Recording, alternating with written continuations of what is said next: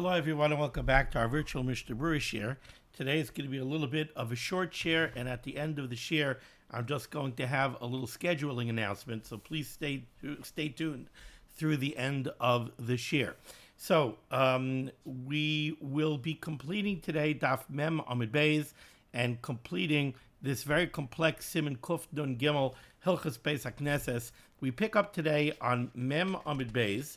We were holding in the middle of Sif Chaf Aleph in the words of the Ramah. So just for continuity's sake, I'm going to read from the beginning of the words of the Ramah on Mem Amud Aleph, the bottom line, the last few words on the line.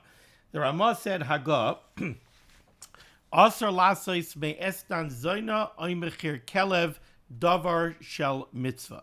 You're not allowed to take an estan zoina, something that was given to a zoina in exchange for her services, or a mechir kelev, that's an item that was bartered for a dog. You cannot use those items to create a davar shel mitzvah, kigoin beis hakneses oy sefer Torah. So the halacha over here, and we saw the Mishnah Berurah, is that if somebody gives something to a zoina, so let's say a person gives a zoina some construction beams or bricks or light bulbs, and it's in exchange for her services, or he barters, let's say, urios of cloth to purchase a dog. And now somebody wants to make a sefer Torah out of that cloth, or somebody wants to build a Beis HaKnesses out of those beams or those bricks. You're not allowed to do that. You're not allowed to take an estan zoina or a mechir kelev and use it for a dvar mitzvah. And the Mishnah Berurah told us that this is based on a pasuk. The pasuk says, Lo savi estan zoina u mechir kelev. You cannot bring an estan zoina or a mechir kelev to the Beis HaMikdash, ki sayavas Hashem alekecha, because it's an abomination. Such items are abominable to the Rabbeinu Shalom, and therefore they cannot be used for a carbon, and a din derabanan, they cannot be used for a davar shel mitzvah. The Ramah went on, and he said, V'dafka meha estan atzma, but this is only true for the actual estan zoina or the actual mechir kelev. So like we said, if somebody gave a zoina a pallet of 100 bricks, those bricks are an estan zoina. They cannot be used to build a Beis HaKnesses. But Ramah said, Avalim nosnu la ma'is be'esnan. But if somebody paid the zoina cash, or somebody purchased a dog for cash, mutter likneis behen dvar mitzvah, mutter likneis behen dvar mitzvah. You could use those funds to purchase bricks, to purchase sheetrock, to make a Beis HaKnesses. So the problem is when you use the esnan or the mechir kelev itself for the dvar mitzvah. But if you're using the proceeds, if you're using cash, and then you're using that cash to buy construction materials, or somebody bought a dog for cash, and now you want to use that cash to purchase construction materials, or cloth for a sefer Torah, that's okay. All right, that's where we're up to. Now says the Ramah like this. When we speak about an estan zoina, so when we hear about an estan zoina, what we think right away is somebody hired a zoina and gave her something for her services. What's a zoina? A zoina is a woman who's mafkir herself for znus. She's available to any man who wants to pay her. Says the Ramah, you have to understand which type of woman has the halachic status of a zoina. V'loy mikri zoina, says the Ramah, ela iser erva. The only time we're going to call this an estan zoina, says the Ramah, is if the bia that's involved is a bias znus, meaning that it's an iser erva. What does that mean? Says the Mishnah Berurah in Ois Katan Kuf Yod Aleph, iser erva, dahainu chayve krisus. If somebody would go ahead, chas v'chalila, and pay his wife's sister to live with him, that's an iser avachis ishtoi, that's an iser krisus. That's an Isser Arayis.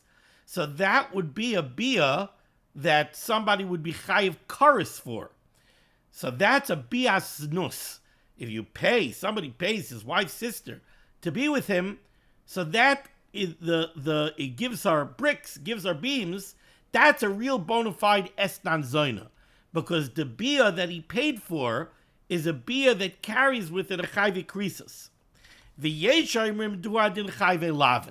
There are those that say that this would even extend to chayve lav, like let's say shemeres yavam, a woman whose husband died without children, and now she's awaiting either yibum or chalitza. So to be with such a woman would be an isser lav. So there are those that say that that would also be called an estan zoina. Says the Mishnah Berurah, v'zoina nachris l'kulei alma esnana aser. But if you have a zoina, again, a woman who's mafka herself, and she's an eina Yehudis, a goyish woman, that's always considered a zoina. So any time somebody would pay an eina Yehudis to be with him, that would constitute znus, and whatever he gives her would be called an estan zoina. Now there's an interesting biur halacha over here. Biur halacha dibra maschel el iser erva. The Chavetz Chaim says, "Ayin b'Mishnah Berurah." Take a look at what I wrote in the Mishnah Berurah in Sif Katan Kuf Yud Aleph. V'hinei das Rambam. It's the opinion of the Rambam. D'loi mikri estan elo shahaya baznus hazois iser lav oikaris. We brought down, the first sheet that the Mishnah Berurah brought down is when is it called an estan zoina, if somebody pays a zoina for her services? Only if the bia would be a bia that brings with it a chayve krisus, like achos ishtoi. Or, we said, there's another shita that holds even iser lav. But both of these shitas hold that the only time an estan is called an estan zoina is if the bia that's being paid for is a bia that entails either iser krisos or iser lav. Avalin babia zois loy hoya lav v'karis. But if the bia that's going to take place now is not an iser krisos or an iser lav, somebody went ahead and hired a streetwalker, and she's not a nachris. She's not a goyish woman. She's never a Yiddish woman. So somebody hired a Yiddish woman who is not married and is not a relative to him, and she was mafka herself for znus. So that's not an Isser Krisus. Might be an Isser Lav, but it's not an Isser Krisus. The bia that would take place would certainly not be an Isser Krisus. Afal gav shekvar nival l'chayve Krisus. Let's say this woman in the past did perform a bia that was an Isser Krisus. Let's say this woman lived with her brother-in-law. So she was over at some point in her life an Isser Krisus. So her halachic status is that she's an Isha Zoina. She's called a Zoina because at one point in her life, she performed a bia that was an Isser Krisus. So she is halachically called a Zoina. But this fellow now is hiring her for her services. His bia with her is not going to entail an Isser Krisus. So if he pays her, is that an Estan Zoina? So the Rambam says no. That's the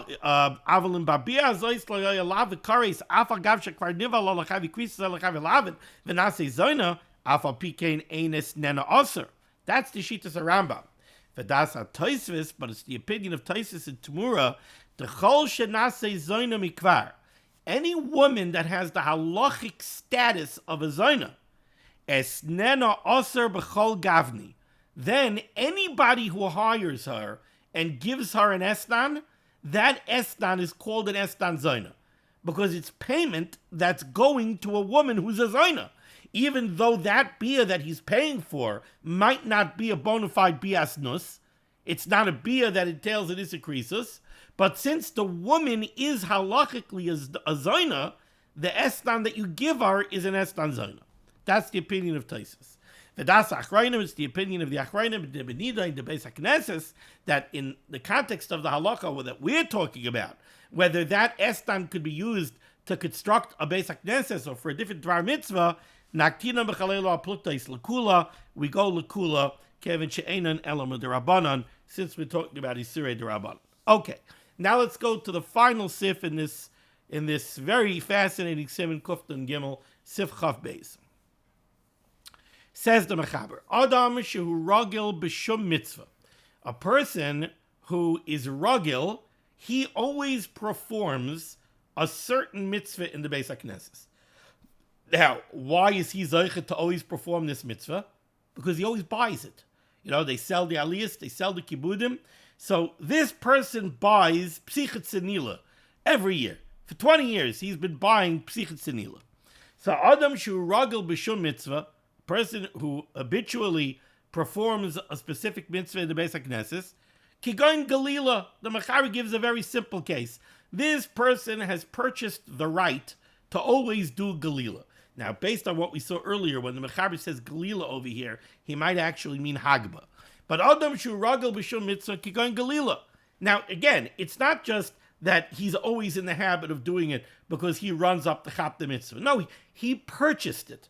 He paid for it. He paid for this right.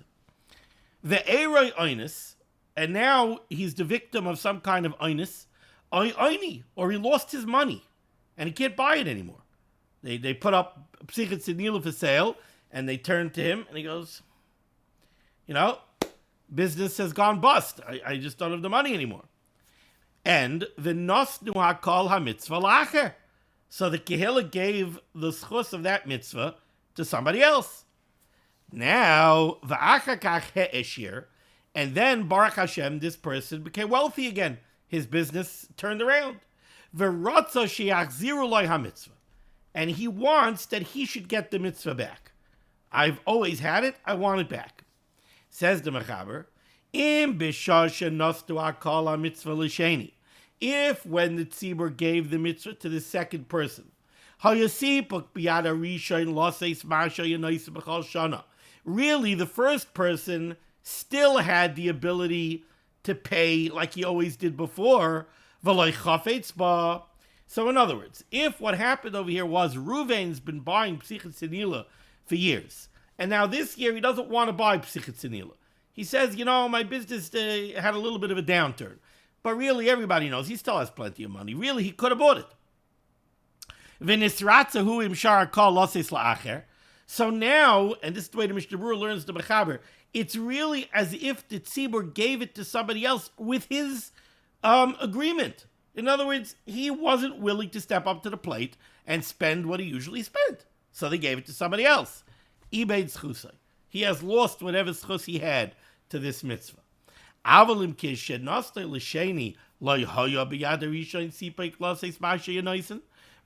if at the time that they gave it to the new individual, this person Taka didn't have the ability to pay, and now that he has the ability, so he wants to get the mitzvah back, and he'll pay like he always did, then he gets the mitzvah back.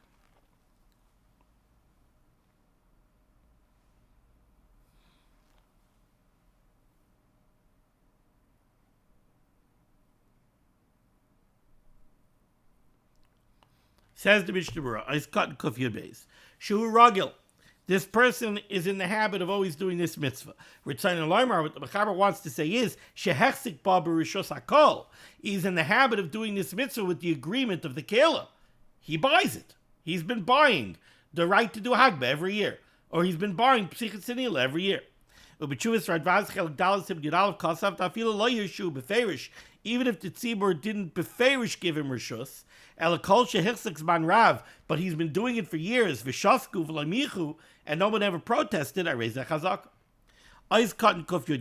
So if the original person had the ability to make the payment, and he just didn't want to, even when he was suffering from an oinus, or he lost his money, still he really still had the ability to pay what he always paid. So it really turns out that the Kehillah gave it to the new person, really with the kind of agreement of the first person, because the first person didn't step up to the plate to pay. Says the Mishnah Berurah, lav dafka dis ratza beferish. It doesn't mean that the person who originally had the kibud stepped up and agreed beferish. He said, yeah, give it to the other person. Ela kol shesipik biyadai, he had the money, v'loi chafetz litein, and he didn't want to give it. So ibeit schusay, he loses his schus. V'nakat nisratza mishum seifa. So chayzer l'mitzvasai. But if Hitaka didn't have the money, and now he gets the money back, he gets the schus back. And says the Mishnah Berurah, you're not allowed to take a kibud even away from an amoritz to give it to a Talmid Chacham. Unless there's a really solid taina why you have to take it away. But if you have a raya berurah that the person who used to have this kibud was mamish nisyayish from ever getting it back, ibed cheskasai, he loses his chazaka. Now, there's a very simple practical question that I'm sure many of you are thinking of while I'm saying this, and that is, what exactly is the hechetimtza? What exactly is the story over here? Let's go back to my example of psichet senila. Let's say Ruvain's been buying psichet senila for $1,800 every year for the last 10 years. Now, 10 years down the line, they start the bidding for psichet senila, and everybody in the shul turns and looks at Ruvain, and Ruvain goes, and everybody knows Ruvain's had a downturn in business, and Ruvain just can't pay for it anymore. So now Shimon buys it. Okay? Shimon buys it. So now Shimon does psichet senila this year. And now next year comes along, and Ruvain says, Baruch Hashem, business picked up again, and I'm going to be able to buy psichet senila again. So according to what we learned here in the Mechaber, the Kehillah has to take a look. The Kehillah has to make a little bit of an investigation. They have to say, Ruvain, did you really not have the $1,800 last year to pay for it? If Ruvain says, yeah, let me tell you something. Last year, when you did the bidding for psichet senila, I had $200 in my checking account and I didn't pay my mortgage yet. So no, I didn't have the money last year to buy psichet senila. So then the Mechaber says, okay, now this year he has the money. He gets the schus back. But now let me ask you a question. What does that mean? What if Shimon bids $2,000 psichet senila? He can't outbid Ruvain? Ruvain just automatically gets it back? I don't understand. There's a bidding going on over here. So the Biur Halacha, the Chavetz Chaim in the Biur Halacha says, in Dibra Maschel Shuhu Ragil, Ayin Mishnah Berurah, V'ayin b'chay shemishpat siman kuf b'em tes b'pischei tshuva, ma shekasa b'shem shara mishpat shehevi misever chasidim, if somebody else wants to outbid the original guy, harishus biyadai, he has the rishus to outbid him. And in that case, we have to be speaking over here that Shimon is not outbidding Ruvain. So what's happening over here is Shimon is coming and Shimon is claiming Ruvain always paid $1,800. I'm paying $1,800. Why should Ruvain get it? Ruvain gave up the schus. For 10 years, Ruvain's been paying $1,800 for psichet senila, and every year he got it. But last year, he gave it up. Last year, he didn't step up to the plate. I did. So now he's offering $1,800. I'm offering $1,800. I want it. I had it last year. I get it this year. Ruvain's saying, no, I had it for 10 years. Last year, I couldn't do it because last year I lost my money. But this year, I got my money back. I want to go back to my schus. Says the Mechaber, if that's Taka the case, then Taka Ruvain gets it, not Shimon. But if Shimon says, look, I really want it, I'll pay $2,000, and Ruvain says, I'm not willing to go over $1,800, then Shimon Taka gets it. Okay, now let's finish off this Mishnah Berurah. We're holding on Mem Aleph, Amud Aleph. Top line in the Mishnah Berurah says to Mishnah Berurah, Kasa Paiskim, the Paiskim right, Hu Adin Parnes, Sha'avar Makbas Oines, a Parnes, a leader of the tzibur. And now, one of the reasons he was the parnes, the word parnes comes from parnasa, the verhot the meya, hot the deya. He was an oisher, he had a lot of money. And now he lost his money. Uminu acher tachtav. So the tzibur appointed a new parnes. Says the Paiskim say, Kishayavar onsai, when the oinus goes off the first person, chayzer la parnasusai, he becomes the parnes again. And And you don't say, okay, now the old parnas came back, we have the new parnas, you know what, we'll divide the job 50-50. No, the new person does not get any chelik in the parnosus. Mishum eva derishon, because we don't want to belittle and make the original person angry. Nevertheless, ein linig bizoyan b'sheni, you can't be mavaza the second parnas. You have to give him some kind of position of kavod in the tzibur. But if the parnas is taken off of his position because he was over an avera, then he doesn't go back to the kaimelon b'makis taf yud gimel. Lady in Reitzayach, when it comes to somebody who killed somebody b'shoygig, shegalol miklata, and he went to the miklat, the shav, and now the Kohen Gadol died, so he comes out of the miklat. We pass like Rabbi Yehuda that he does not go back to his original position. The Eliyarabim is topic bazeh. The Eliyarabim says not so quick to compare it to a Ritzach b'shoygig. The Efshir Dedafka b'Ritzach. Maybe that halach is only true by somebody who killed somebody b'shoygig ayin sham. And with that, we complete this very complex Siman Kufton Gimel. I want you to know, like the Kohen Gadol used to say when he used to lay on Yom Kippur by the Beis Hamikdash, he used to announce after the Kriya, Yoser mimasha amru kan, more than what we said here today, more than what I learned from the Sefer Torah, Kosov kan. We didn't want to have that that Amaratzim who came to the Beis Hamikdash and Yom Kippur should make a toyus and they should say, oh, I guess the Kohen Gadol just read the whole Sefer Torah. That's all that's in the Sefer Torah. No, the Kohen Gadol said there's a lot more in the Sefer Torah than what I read today.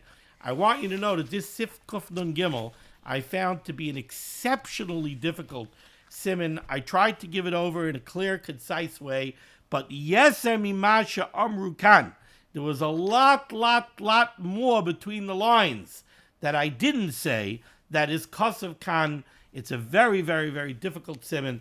If any shilas come up, zicha, they have to be brought to a rav for a psak with all of the details given over in a clear way to the rav when the shilah is asked.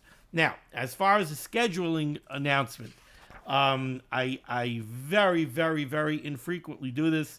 And the Olam, I believe, knows how much I dislike missing even a day. I did miss a few days recently. It was an onus, but there's nothing I could do. But this week, I am actually taking off. This rest of this week, Mir Hashem, I hope to be going away with the family a little bit. I'm not going to be able to say shiur on a daily basis.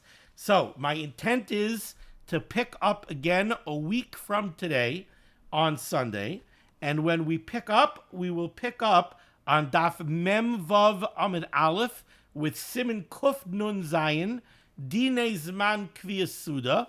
We'll still be a few days behind the Dirshu schedule, but I want to pick up at the very beginning of Hilchas Netilas Yadayim. I don't want to skip into Hilchas Netilas Yadayim, so we'll pick up Yitz Hashem a week from Sunday with Mem Vav Amid Aleph, Siman Kuf Nun Zayin. Even though I can't see you, I'll miss you anyway. Thank you so much for joining me for limud HaTorah. The source of limud HaTorah should be begging against Klal Yisrael. The Rebbe Shalom should send Yeshua's, Refuah's, Parnas, and Shidduchim to all those in need. We should be zeicher to see the Bias Gael Tzedek, Bebeherev Yameinu, Amen. Be well.